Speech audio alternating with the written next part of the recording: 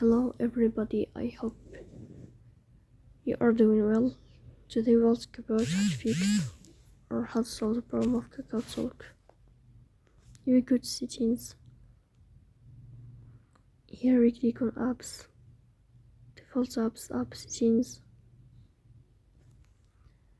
And above here we search about KakaoTalk and we click. Then here we click on first stop and we click OK.